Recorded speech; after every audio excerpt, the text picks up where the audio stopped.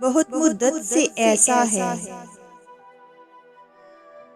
बहुत मुद्दत से ऐसा है कि तुम खामोश रहते हो।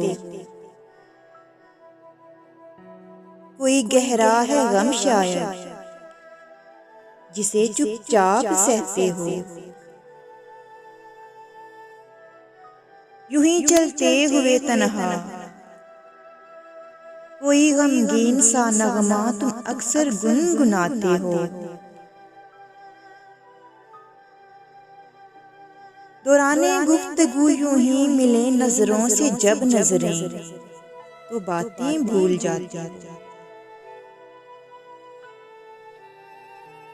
किसी गुमसुम सी हालत में या फिर बारिश के मौसम में फकत इतना ही कहते हो, उदासी बेवजह सी है। बहुत बोझल तबीयत है, भला सच क्यों नहीं कहते। किसी को याद करते हो।